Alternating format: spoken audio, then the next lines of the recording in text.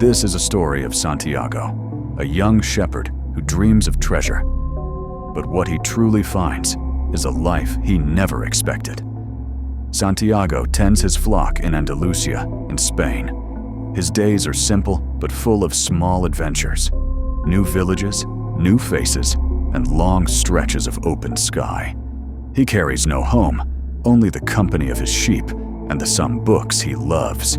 He talks to his sheep like friends and tells them stories he keeps in his heart. A year earlier, Santiago met a merchant's daughter in Tarifa. Her eyes and hair lingered in his mind. Now, 4 days before he will return to Tarifa, Santiago sees an old, ruined church.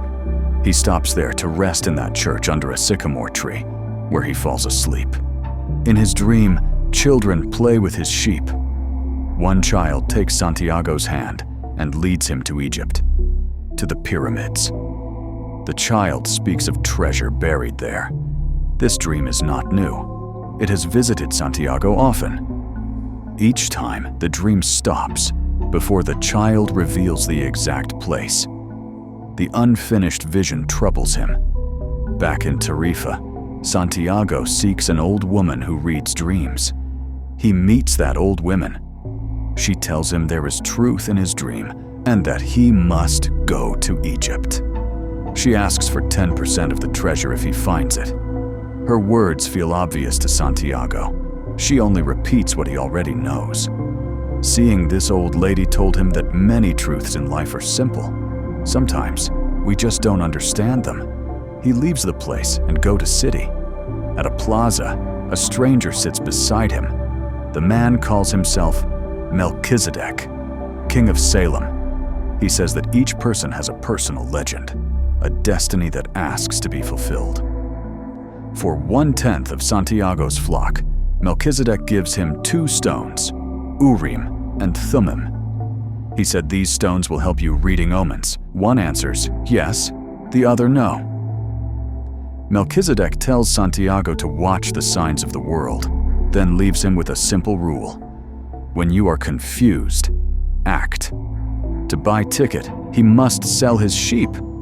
He gives 6 to Melchizedek and uses the rest to buy passage. He lands in Tangier, a city very different from Andalusia. The language, the customs, everything is strange. He meets a young man who offers to guide him. When the crowd grows thick, he steals Santiago's all the money and vanishes. Shocked and ashamed, Santiago contemplates giving up. He has no money and no clear path, but he keeps the stones, and he remembers a line the old man once said: "When you really want something, the whole universe conspires to help you." So, he starts watching for omens again. Santiago finds work in a crystal shop. The merchant's business is failing. The store is quiet, its glass cloudy with dust. Santiago cleans the crystals, arranges them in the window, and suddenly customers come. The merchant is grateful and offers Santiago food, a place to sleep, and wages. Santiago learns the value of patience, steady work, and the small choices that change a life.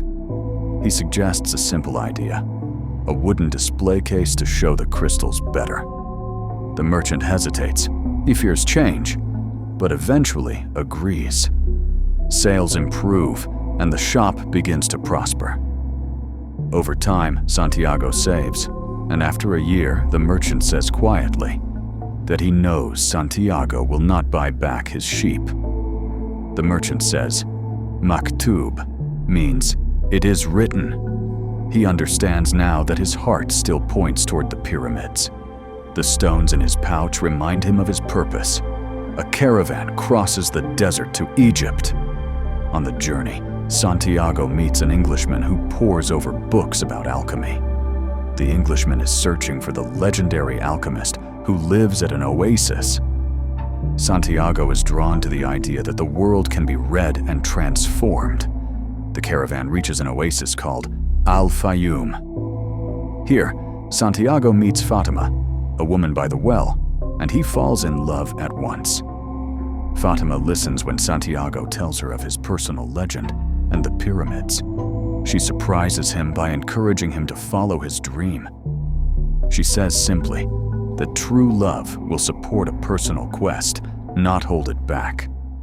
Fatima's support becomes part of Santiago's courage. One morning, Santiago sees two hawks fighting in the sky. The vision presses on him. He feels that danger is near.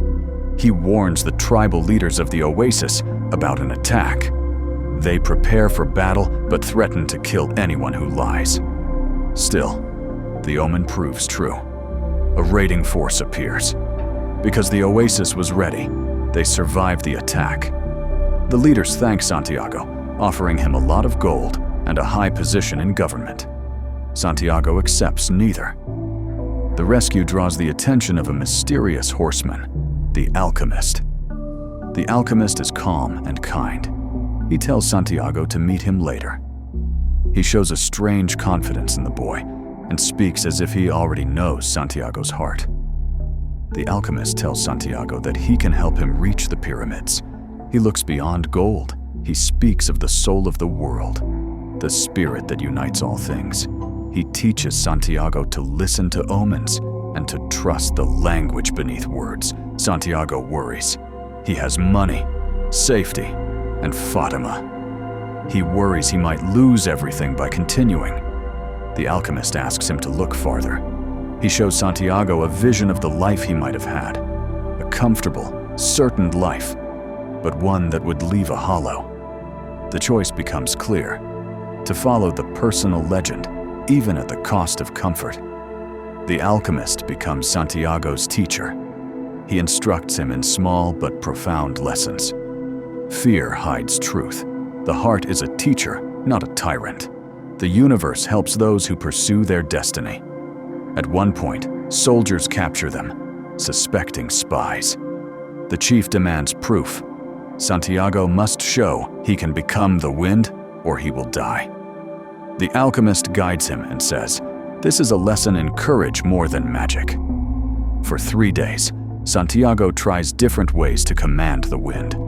The first day, he feels only fear and doubt. The second day, he practices listening to the desert, naming the sun, the sand, the wind, as if they were friends. The third day, he still struggles. But then he opens himself fully to the soul of the world. He asks the desert for help. He speaks plainly to the wind. He let go of fear. A sudden sandstorm rises, moving like a living creature.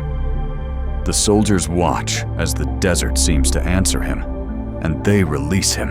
To prove the Alchemist's power, he transforms a piece of lead into gold.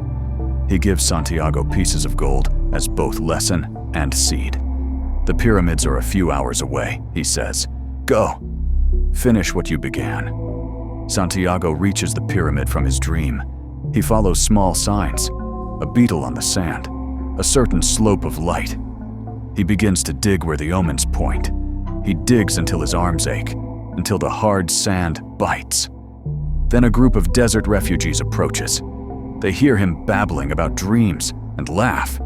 They take the gold the Alchemist gave him and force him to keep digging. Exhausted and confused, Santiago tells them about the dream. One of the men scoffs and says, "You should not believe in your dreams, because once I also dreamed of treasure under a ruined church in Spain at the foot of a sycamore. I am not stupid to go and dig under that church." The man's laugh contains a map of fate. In that instant, the pieces fall into place. The treasure he chased in Egypt was the same treasure his dream had pointed to all along. Back in Spain, under the sycamore where he had slept. Santiago returns to Andalusia. He goes to the ruined church and the sycamore. He digs where he had rested and finds a chest full of jewels and gold coins. He realizes the treasure was real, but the greater gain was the journey, the people he met, the lessons he learned, and the love he found in Fatima. We should pause to hear some of the words that guided him. Melchizedek said, "There is a language written in signs. Learn to read it." He explained that omens are not tricks, but waypoints on a path. Urim and Thummim are tools, not answers. They point when you cannot choose. Tangier stung like cold water. The boy who stole his money taught Santiago caution. The crystal shop taught him patience. Small actions can change a life. The Englishman taught him that knowledge without action is only theory. Fatima taught him that true love supports a dream instead of imprisoning it. The alchemist taught him to speak respectfully with the world, to thank the sun and the sand, and to face fear openly. The 3-day test was a slow lesson. Fear makes language clumsy. Patience clears the ear. Faith binds you to the world's answer. The sandstorm was not a trick. It was the world answering a voice that finally spoke as one with it. This story is not a promise that life will be easy. It is an invitation to listen to your own omens, to act on small chances, and to trust that following your dream changes you into the person who can claim it. Most of our life is making choices with incomplete information. Conclusions are transient truths, and knowing what to do is just an accepted lie. Because the journey of finding what to do with life is the process of life.